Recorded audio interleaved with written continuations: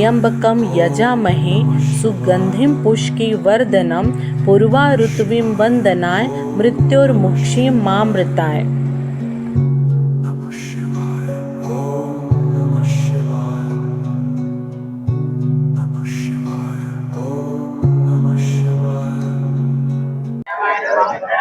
Hi friends, मैं हूँ विद्या और आप सभी का स्वागत है मेरे YouTube चैनल में। आज मैं मल्लिकार्जुन ज्योतिर्लिंग में उपस्थित हूँ।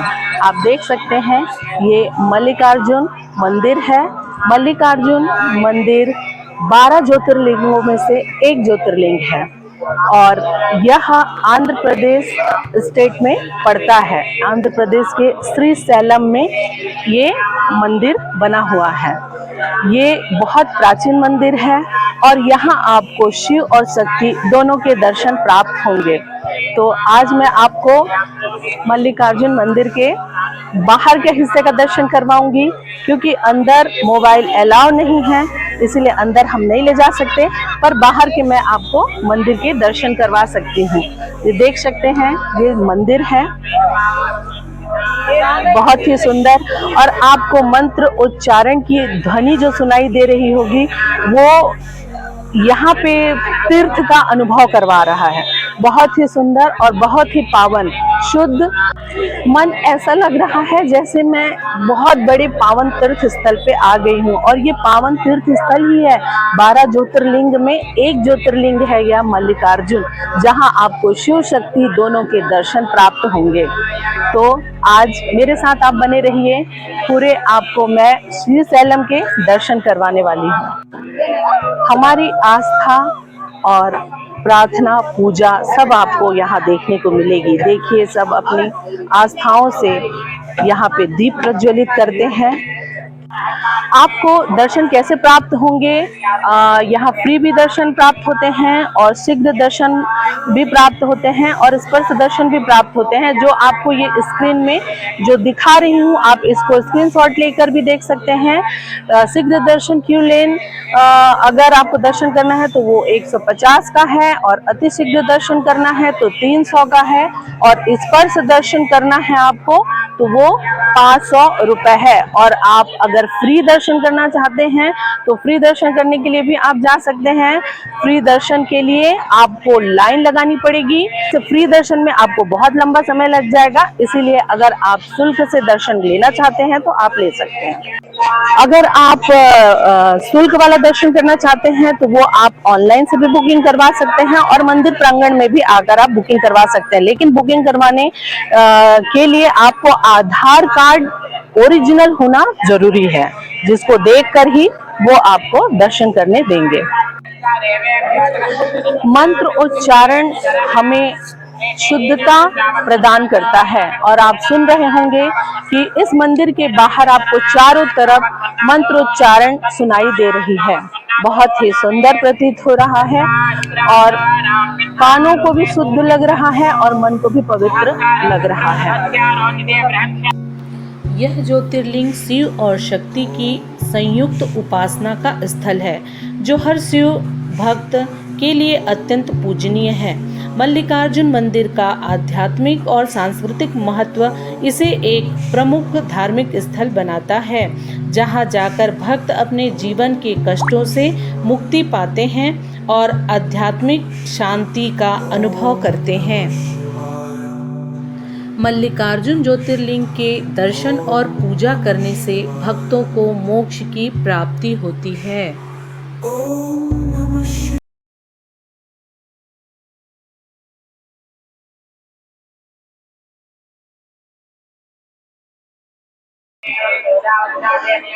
यहाँ ये मार्केट एरिया है, आप यहाँ से पूजा का सामान ले सकते हैं।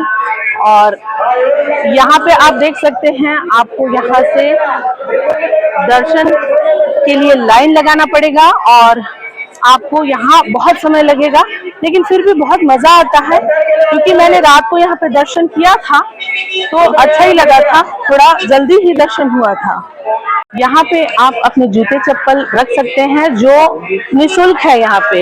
आपको यहाँ दिख रहा है अमानती सामान घर, आपको यहाँ पे अपने सामान जैसे मोबाइल, पर्स आपको यहाँ पे छोड़ने पड़ेंगे, क्योंकि मोबाइल अंदर ले जाने नहीं दिया जाता है, तो इसीलिए आपको यहाँ पे छोड़ना पड़ेगा।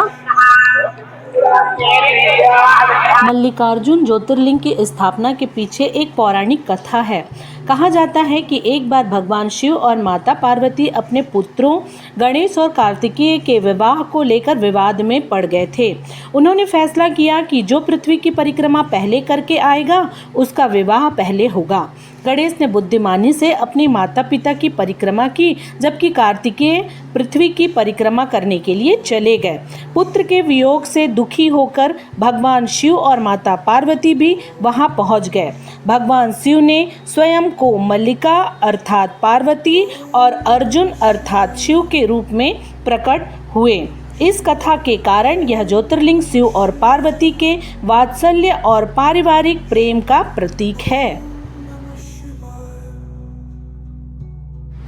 मंदिर के दर्शन के लिए मंदिर का समय सुबह 5 बजे से दोपहर 3:30 बजे तक और फिर शाम 6 बजे से रात 10 बजे तक है।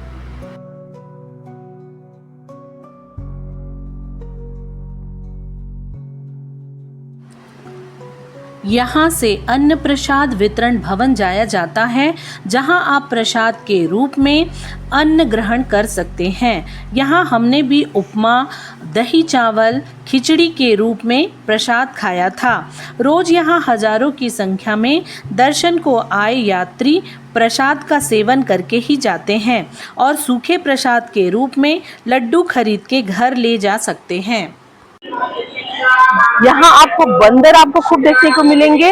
यहाँ तक कि कल जब हमने मंदिर में दर्शन करने के लिए प्रवेश किया, तो वहां पे जब मंदिर के अंदर नंदी के करीब में ही एक बंदर बैठा मिला, जो इतनी भीड़ में भी कुछ नहीं कर रहा था किसी को, बस वह चुपचाप बैठा था।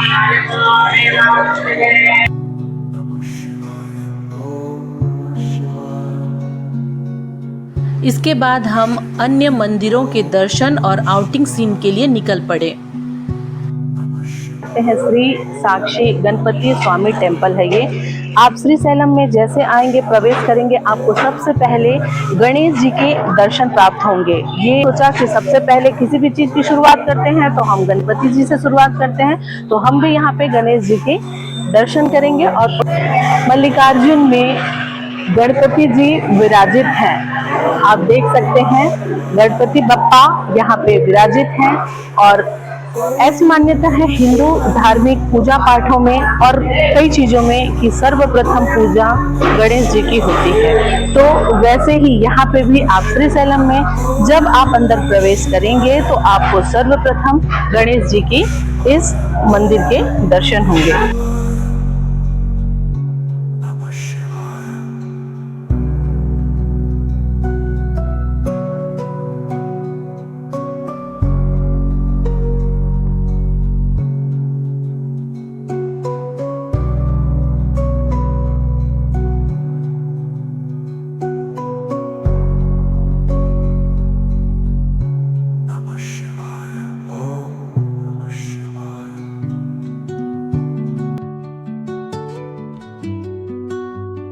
अभी हम श्री हाटिकेश्वर अल्यम मंदिर में उपस्थित हैं।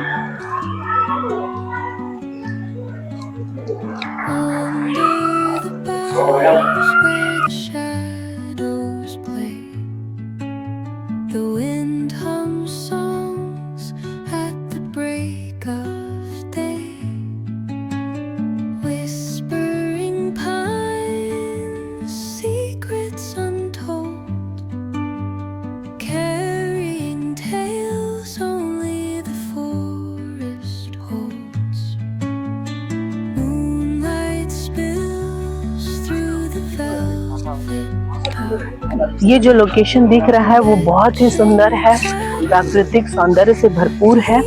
और यहाँ 150 सीढ़ी से नीचे उतरना पड़ेगा और 150 सीढ़ी चढ़ के ऊपर आना पड़ेगा। नीचे में पंचधारा है जहाँ पे आदि शंकराचार्य ने तपस्या किया था।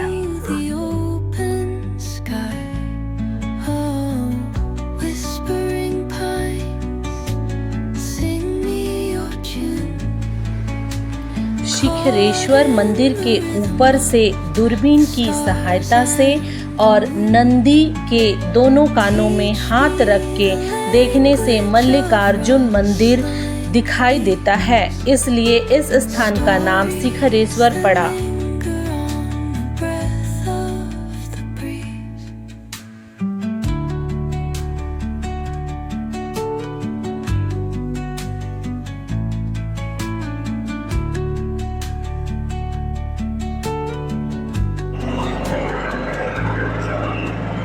Dawn paints gold on the mountain's crown, while rivers whisper truth as they flow down. And their songs entwine. हमने श्रीशैलम में आउटिंग सीन के लिए ऑटो किया था, जो हमें 600 में पर्सनल बुकिंग से घुमाए, और इस ऑटो वाले भैया का नाम है शिव, जिसने हमें बहुत अच्छे से पूरे श्रीशैलम के दर्शन कराए। आप अगर शेयरिंग में जाना चाहते हैं तो प्रति व्यक्ति 150 रुपये इसके चार्ज होंगे और आप इससे पूरे श्रीशैलम घूम सकते हैं।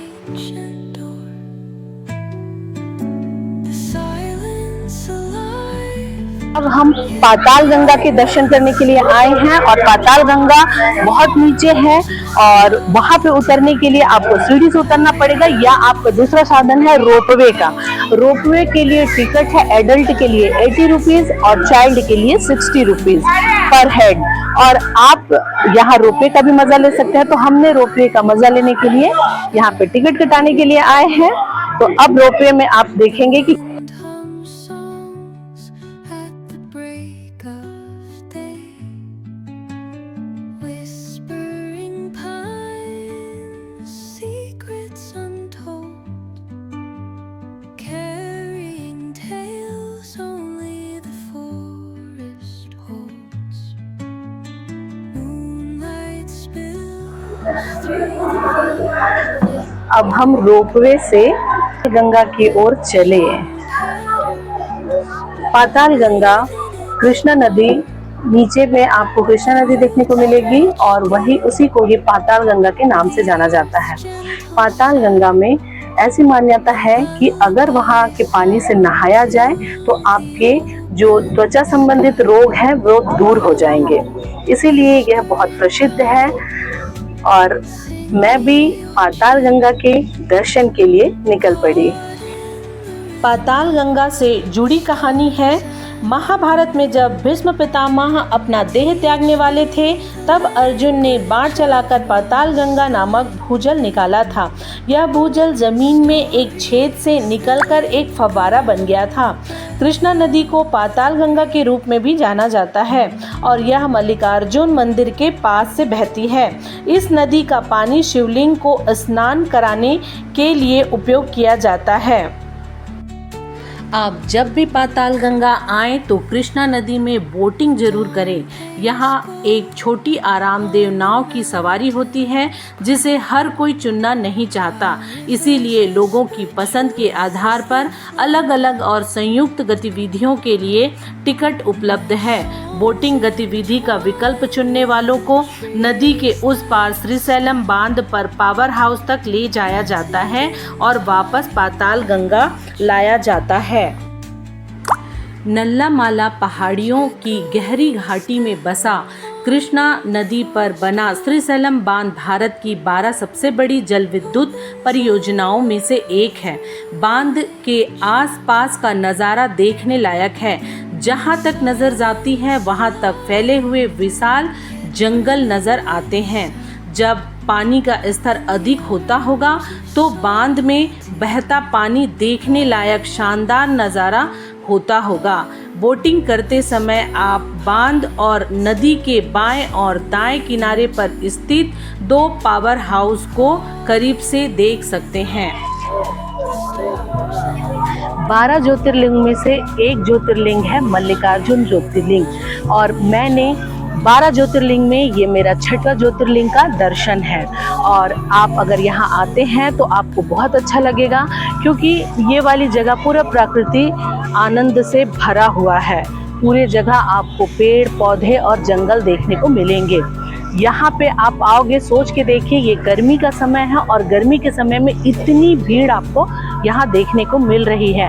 और ओरिजिनल में यहाँ आने का समय है अक्टूबर से मार्च तक का, लेकिन हम मई में आए हुए हैं और मई का भी रस आप देख सकते हैं कि कैसा है। आस्था से भरे हुए लोग यहाँ आकर ज्योतिर्लिंग के दर्शन कर रहे हैं। और आंध्र प्रदेश का ये एरिया है और पहाड़ी में है, इसे दक्षिण कैलाश के नाम से भी जाना जाता है। तो अब मैं आप लोगों से विदा चाहूंगी, अगली नेक्स्ट वीडियो में फिर मैं आपको मिलती हूँ। तो प्लीज प्लीज प्लीज प्लीज मेरे वीडियो को लाइक करें, सब्सक्राइब करें। Okay, bye. हर हर महादेव, हर हर महादेव।